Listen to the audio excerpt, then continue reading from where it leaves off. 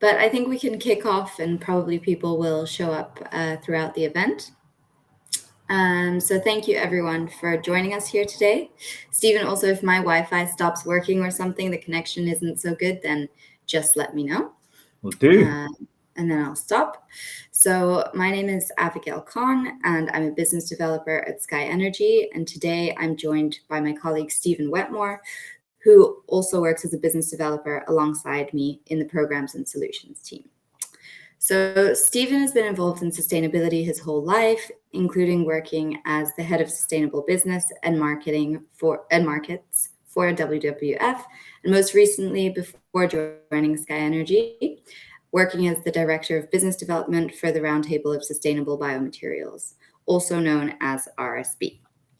His experience has given him a deep understanding of the actions we need to take in order to preserve our planet. So in this session, we'll be talking about Stephen's sustainability journey and how he got to where he is today. We will have a Q&A at the end of the session, so please leave any questions you may have in the chat. So Stephen, you've worked in many companies across sectors, countries, and continents. So where did your story in sustainability start? Thanks, Abby. I've also provided you with just sort of 2 slides because I'm always conscious of the fact that people don't want to just engage with talking heads, and we can distract you with some pictures. Actually. Let me share those slides. Okay, if you can put up the one so long. And there's some buttons to push and the sort of actions as we go through. I'll give you the heads up on that.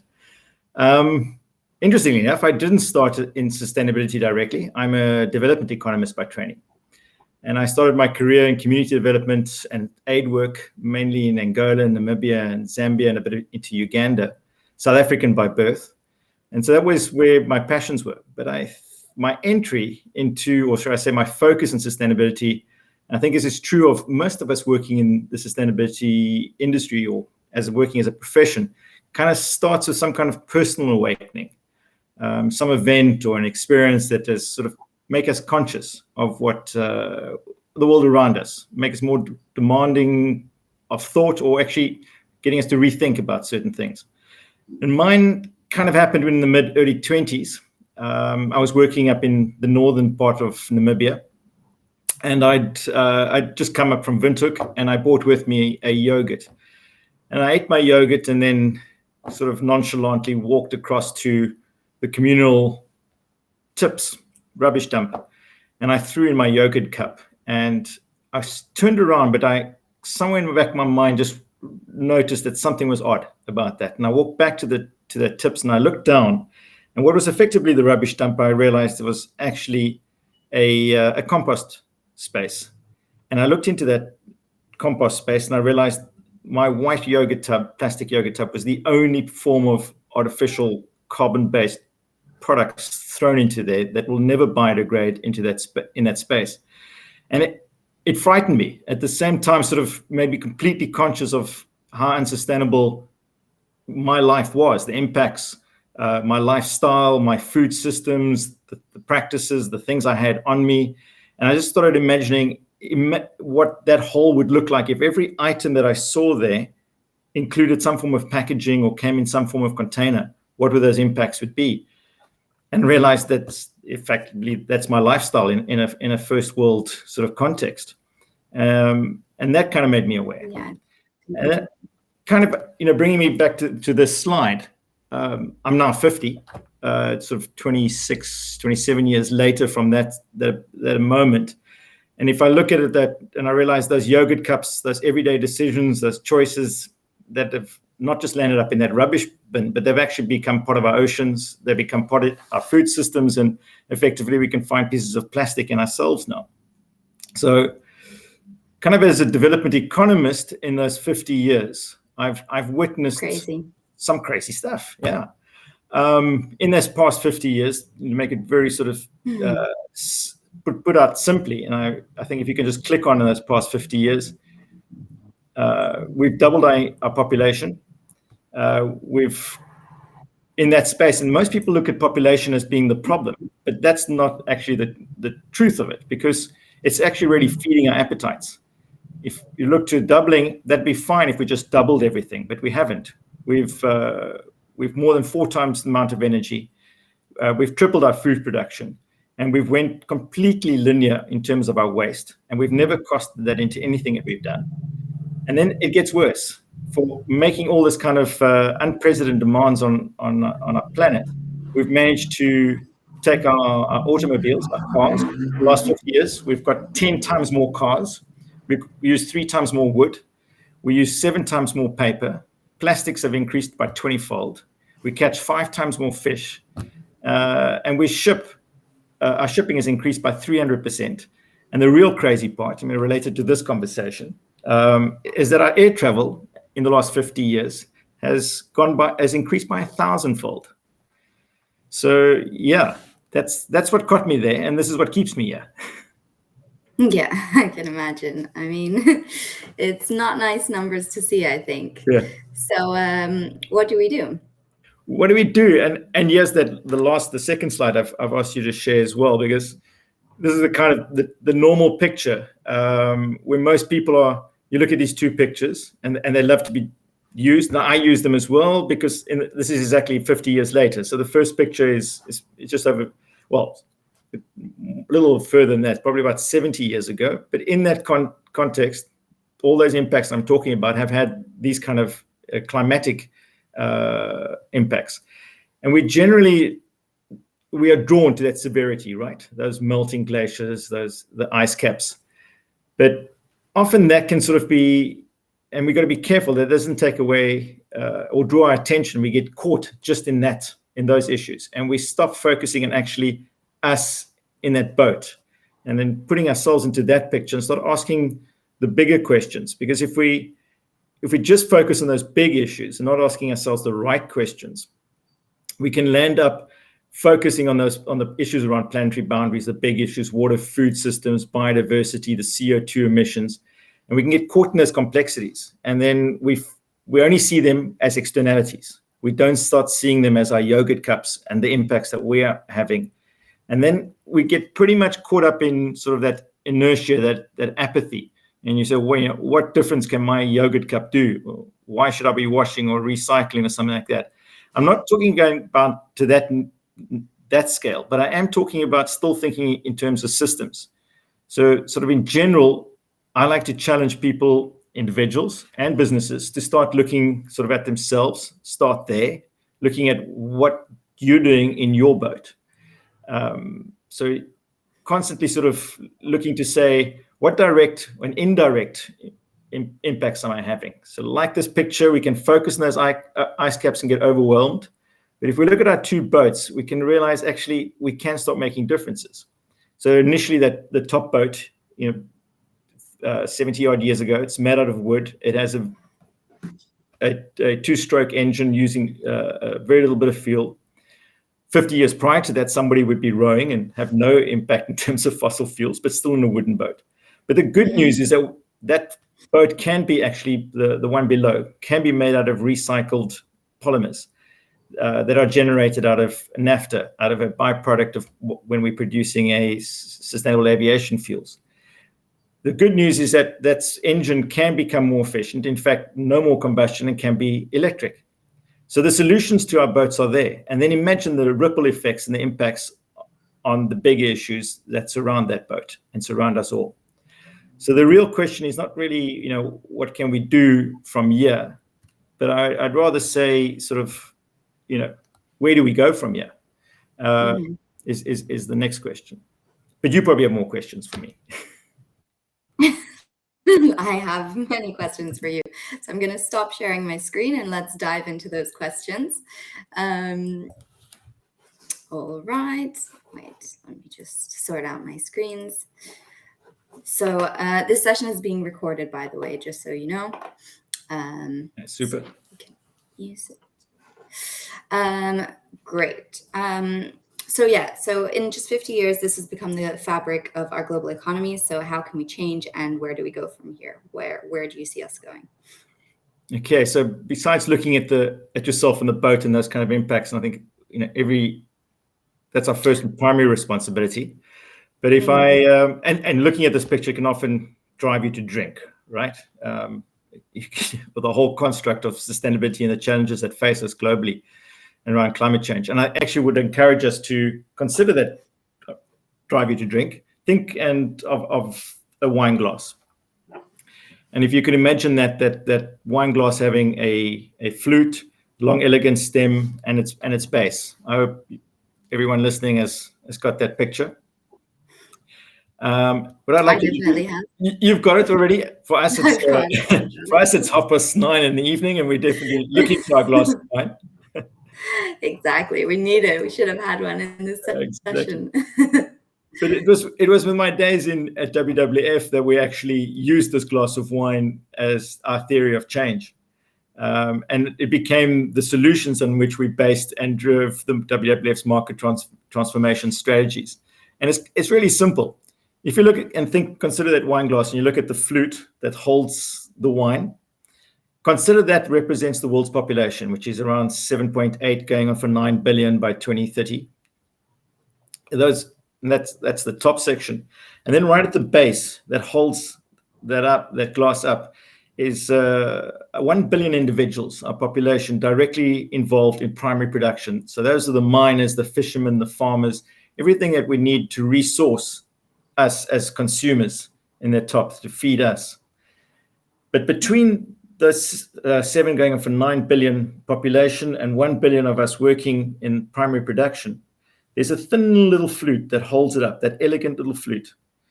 And in reality, what you're having there, this is the real crazy part, is literally about 8,000 companies are intrinsically involved in moving what we produce and bringing it to market. And the theory of change there is if we focus as companies on the impacts that we have and the choices and decisions we have in terms of how we shape our product for the consumer and the impacts we have in producing and looking for the natural resources with the 1 million billion in the base, those 8,000 companies can influence more than 80% of how we produce, finance, source, make, and consume products in this world. Oh wow, so that's really significant. It is. It's for me. It's mind blowing because it's now we have a lever of change instead of having, as you know, this is why major progressive environmental NGOs and social NGOs are working out there and seeing this as a major lever, working with corporates and financial institutions. It's why SkyNRG does what it does and the board now product that we have. Because if you can focus on that, on businesses and get the change and the shifts there, we don't have to spend our energies with 1 billion and everything that's happening in the landscape and the 7 to 8 billion. But we can inform and influence both of those by just focusing on ourselves as corporates. And so brilliantly, so I've had the real luxury of working, as you already alluded to, before joining SkyNRG, was with the Roundtable Sustainable Biomaterials. That was focused on reshaping the supply chains in between that. So putting up standards and systems around sustainability criteria that would help inform businesses to make the right decisions. And in that way, also monitor the impacts they're having in the landscape and start communicating with their consumer and saying we're doing and we're reducing the impacts on our environmental systems, our social fabric, and we're reducing carbon emissions while we're doing that and starting to stimulate a circular economy. So you have that kind of model. Then you've got science-based targets that have set the limits for companies to help govern their ambitions in their reduction, to bring those ambitions in line with science, in line with Paris, with the 1.5 degree warming trajectory that we can and should only be able to accommodate as society before we go completely against or exceed our planetary boundaries and the systems that we live in.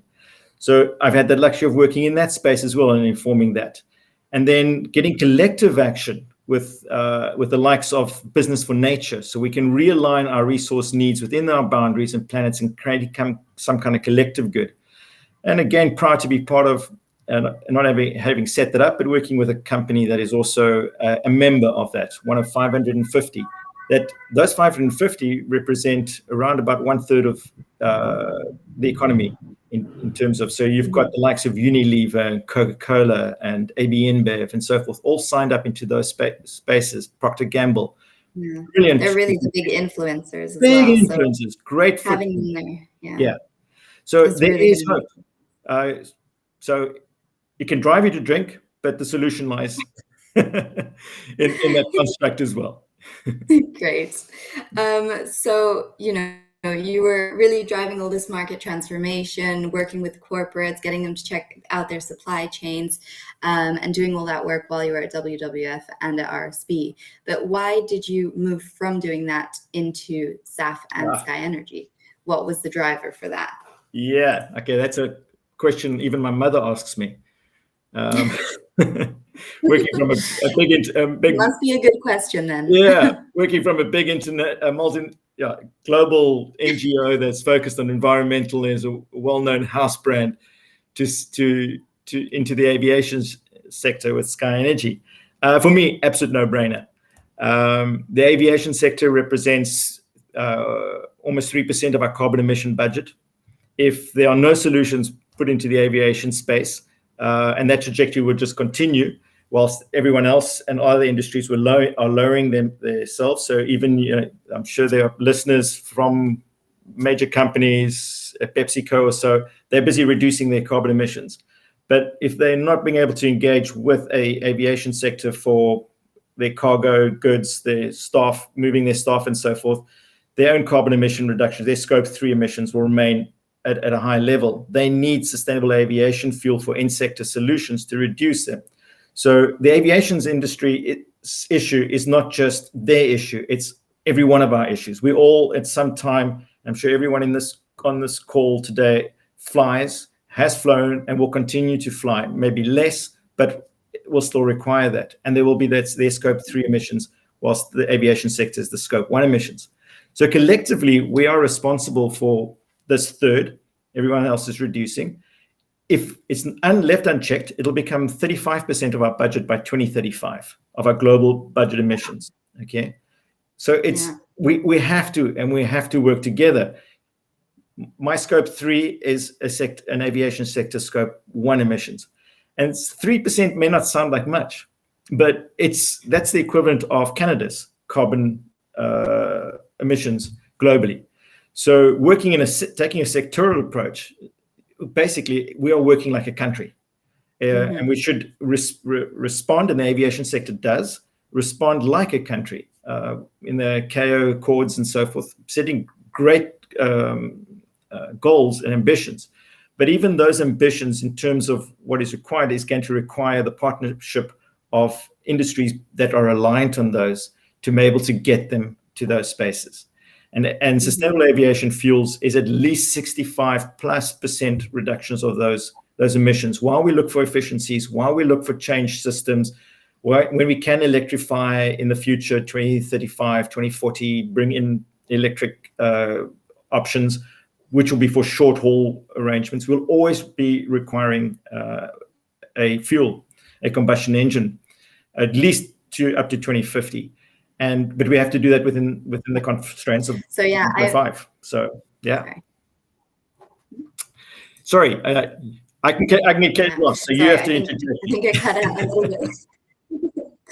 No, I was just going to ask you. So you clearly know a lot about the aviation industry, and there are many solutions that we can choose from within the aviation industry to reduce our emissions. There's a lot of talk about electrification, hydrogen planes, but you've gone over it a little bit, but can you maybe explain precisely why SAF is so necessary at the moment, and why you think it's really the solution for the future and for the moment?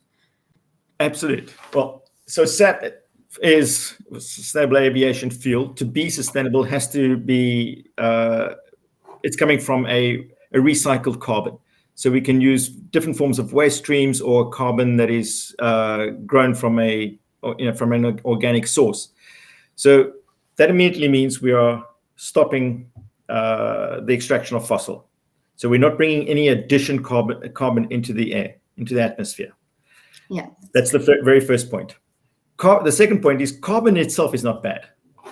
You and I are made up of carbon. I'm not sure. I think it's 80 or 90% of us is carbon, and you're definitely not bad. I don't think I'm bad. Neither are you. Thank you so much. Okay, so carbon is not bad. The problem is the additionality of carbon in our environment, and the fact that we have put in too much already, and we're getting within 10 years we're gonna reach our limits. So we need to prevent that. So a circular economy is what we require, and a circular economy requires circularity of carbon. And the sustainable aviation fuels is exactly that, where we can take a feedstock that is primarily a waste and reframe that into a molecule that can be burnt into a combustion engine. The savings takes place because we've made use of a waste stream. Yes, then the flight is still burning out what is the equivalent amount of carbon as it would from a fossil, but again, it is captured again through the plant or through the waste system that's used. The beauty of it is it's generally not direct usage. It's using old cooking oil, old fatty greases. So it also contributes to the circular economy because it uses waste streams. Absolutely, completely. And that circularity, not only is it contributing in terms of the aviation, when we're producing a SAF molecule, we have byproducts. And I think two that would be great to highlight is naphtha. Bio-naphtha, in this case, is a compound that you would use, or a molecule that you use in the production of plastics and polymers. Generally, that kind of high-end plastic polymer lands up in long-term product options like your laptops or the fuselage of an aircraft or the dashboard of your new vehicle and the components of your e-vehicle. So the longevity of that, and then making sure that those products in itself are recycled and or also recyclable by using bio-naphtha. And then the other one is LPG, which is gas.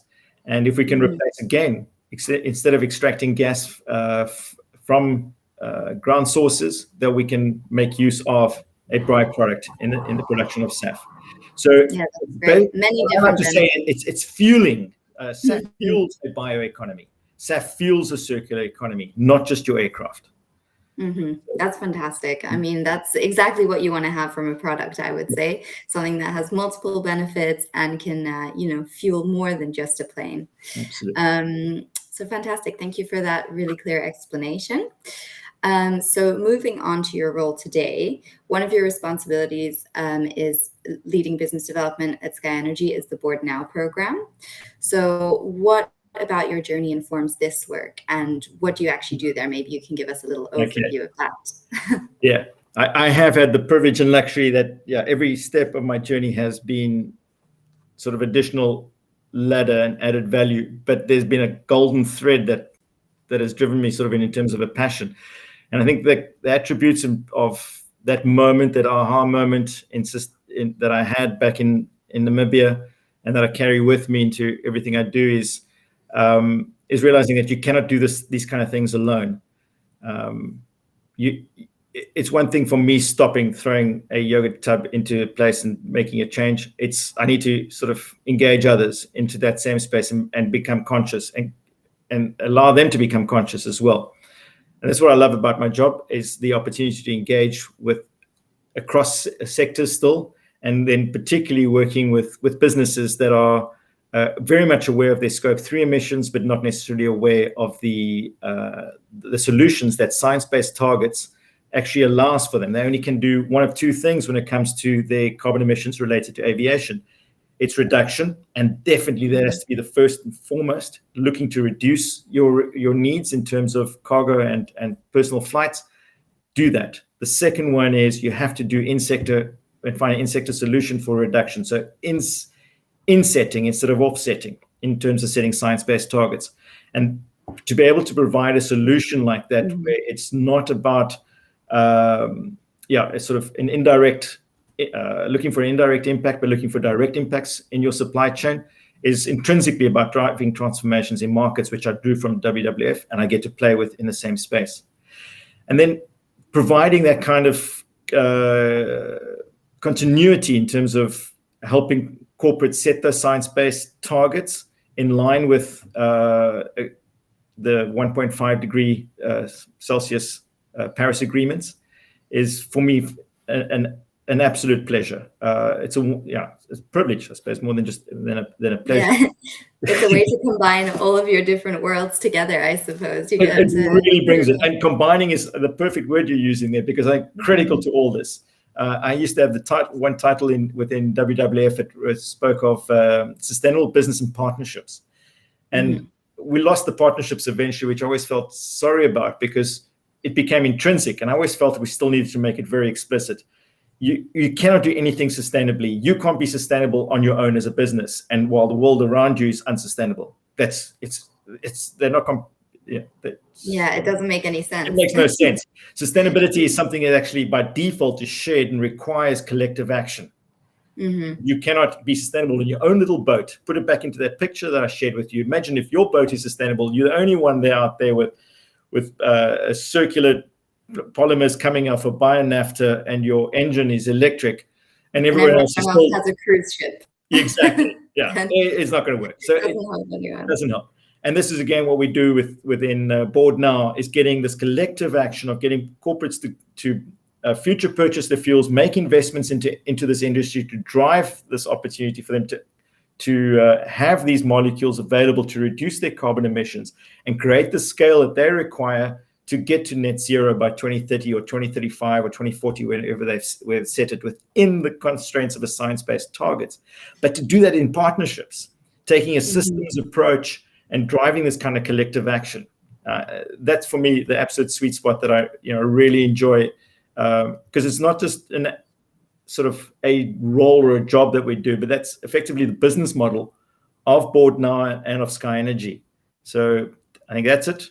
My other one is the fact that we're not just driving SAF, but we're actually contributing to a just transition in terms of our energy systems and sector, where we're using, as I spoke, it's fueling a bioeconomy. It's using our sustainable aviation fuels to actually as a stimulant in this whole transition for the energy sector.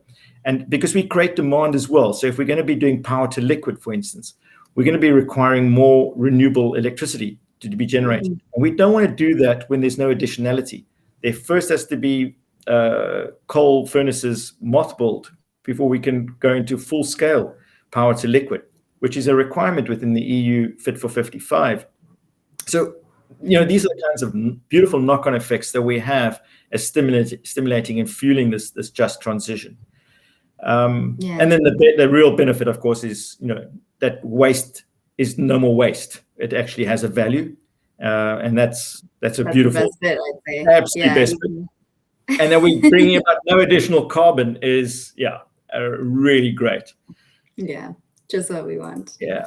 And I think lastly, I'm interrupting you again, but lastly, I suppose, is the beauty of hanging out with leaders. That we're leading in the sector, but that also puts us in a position like leaders hang out with leaders. And that's, really enjoying that space as well. I think you see it from our program as well. We started out with only 4 members, and in the past 2 years, it's already grown. We already have, I think, 6 members, and we're going to get 2 more new ones this year. So it's steadily growing, and corporates are already seeing, that there's a change that they need to make and that they need to step up and really make a difference. And being in the same room with them and seeing how committed they are to sustainability is also a great thing for us to see. So I'm glad you enjoyed that part of your job as well. Absolutely right. And the fact that NGOs, other environmental NGOs, have also joined the program. That as well. Yeah. So it's corporate and NGOs. I'm still looking forward to the day we have some public sector entities also joining into this space. I think that would be really, really, really super. But them also in themselves taking on this mission to encourage others and in their supply chains as well is really exciting to see. Yeah, it's fantastic. Well, thank you so much, Stephen. It's clear in your journey to see the impact that you've had on the world around you, and it's great to see how passionate you are about still continuing to change the world with your work at SkyNRG. We have to close off now because everyone is moving back to the sessions, but thank you so much for your time. Thank you to everyone who dropped in. If you do have any questions, leave them in the chat, and otherwise you can also connect with either Stephen or myself and message us directly. So thank you to everyone, and we're done for this session. Thanks for the time, Abby. Much obliged. Thanks, Stephen. All right. Nice. All right.